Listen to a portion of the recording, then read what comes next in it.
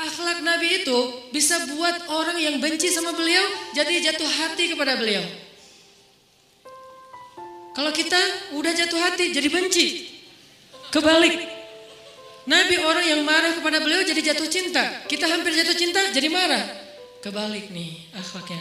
Berarti kita harus belajar banyak nih dari Rasulullah tentang akhlak.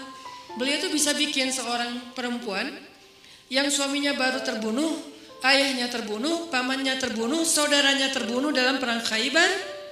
Yang dia bilang orang yang paling saya benci di muka bumi adalah Muhammad. Terus tiba-tiba yang namanya Muhammad datang menghampirinya di dalam tendanya, ditemani oleh beberapa orang sahabat. Lalu kisah itu diriwayatkan, Nabi datang dengan raut wajah yang penuh empati. Dengan raut wajah yang penuh empati, bukan raut wajah orang yang sebagai pemenang perang. Kan Nabi menang perang waktu itu. Sebagai seorang tuan, bukan, yang empati. Yang kayak sahabat banget gitu. Datang Nabi duduk di sebelah Sofia. Sofia dia memajang, marah banget. Cuma dia gak bisa ngapa-ngapain karena dia berstatus tawanan perang. Mau gimana coba?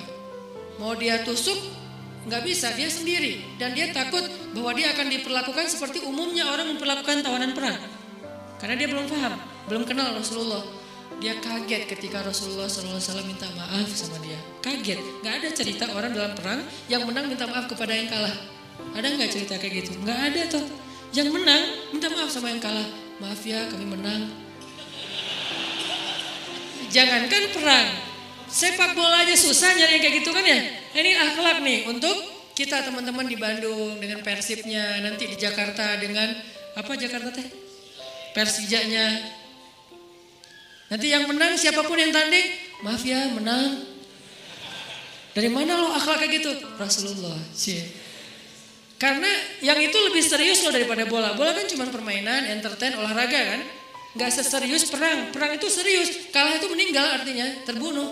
Kalau kita kalah paling ya kurangnya apa? Gak dapat skor gitu, gak dapat poin. Kalau itu kalah terbunuh. Nabi datang minta maaf dengan ekspresi empati yang tinggi, yang dalam. Nabi itu kayak ngerasain banget perasaan Sofia. Minta maaf, menjelaskan. Sofia, maaf ya, aku ikut turut berduka atas wafatnya ayahmu, suamimu. Sofia marah banget. Terus Nabi menjelaskan apa yang terjadi. Aku tuh udah ngasih kesempatan agar kita gak usah berperang, tapi mereka terus menyerang. Maaf ya, ngejelasin lagi. Maaf ya, ngejelasin lagi. Berjam-jam. Seolah-olah Nabi yang minta pengampunan kepada Sofia. Seolah-olah Nabi itu tawanan perang. Minta maaf, menjelaskan kejadiannya. Minta maaf, menjelaskan. Terus kayak gitu dengan ekspresi serius. Dan kelihatan banget lah. Ucapan dan ekspresi orang yang jujur kan kelihatan ya. Jujur bahwa beliau itu empati banget. Bahwa beliau juga berduka.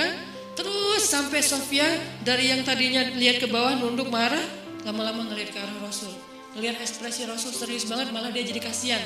Sampai akhirnya dia jatuh cinta kepada Rasulullah SAW. Kata Sofia, ketika Rasulullah SAW datang kepada saya, waktu itu dia adalah orang yang paling saya benci di muka bumi. Tapi dia terus meminta maaf dan menjelaskan, meminta maaf dan menjelaskan, sampai akhirnya dia menjadi orang yang paling saya cintai di muka bumi. Akhlak Rasul. Rasulullah gak mengatakan Allah berfirman wahai Sofia. Enggak, belum ke sana. Akhlak dulu, baru nanti ajarin. Tarbiyah namanya kan ya. Sesungguhnya di dalam Al-Quran ada ayat tentang orang-orang yang kafir yang telah mati terbunuh.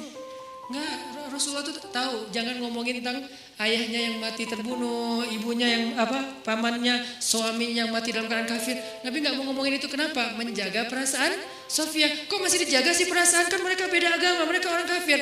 Inilah akhlak Rasul. Sehingga Nabi membahas yang membuat Sofia merasa kayak dihargai. Sebagai seorang janda, sebagai seorang perempuan, sebagai seorang yatim. Sebagai seorang tawanan. Sehingga dia takjub dengan akhlak Nabi. Akhirnya dia cerita. Ya Rasulullah. Belum beriman udah manggil. Ya Rasulullah. Saya pernah bermimpi. Bahwa dalam mimpi saya melihat ada rembulan di atas kota Madinah. Lalu jatuh ke pangkuan saya. Jibril turun bilang ke Rasulullah, apa maksud dari mimpi itu? Tahu gak Rasulullah apa maksud mimpi? Apa Jibril? Maksudnya rembulan itu kamu. Maksudnya dia akan jadi istri kamu di dunia dan akhirat. Rasulullah langsung, aduh gimana ya? Rasulullah juga orang yang ra'fah banget tuh. Bil mu'minina ra'ufun rahim tuh Rasulullah. Gak enak, kan dia masih janda baru meninggal suaminya. Masa saya lamar gimana ya? Kata Jibril, ya Rasulullah, Allah suruh engkau melamar dia untukmu. Menjadi istrimu di dunia dan di akhirat. Rasulullah dengan gak enak hati mengatakan, Sofia, aku ingin melamar kamu. Sofia, gimana ya? Itu mah cewek ya. Saya mencoba untuk menghayati kisah ini dari angle cewek elegan ya. Bukan cewek biasa, oh boleh gak apa-apa sih. Gue sih yang, enggak. Cewek elegan. Cewek elegan, cewek terhormat, cewek yang soleha walaupun belum beriman. Pasti dia gak akan bilang, Alhamdulillah Masya Allah. A-nya panjang gitu kan ya. Terus pakai emoticon berderai-derai. Enggak. Dia terhormat. Dia akhirnya saya terserah gimana baiknya aja. Menikahlah Nabi dengan Sofia. Modalnya apa? Akhlak. Bukan mahar yang besar, bukan akun sosial media followersnya paling banyak, bukan eksistensi, bukan gaya-gayaan, bukan datang bawa mobil mewah, datang bawa akhlak. Ini kayaknya modal kita belajar juga nih gimana cara ngelamar calon istri, akhlak.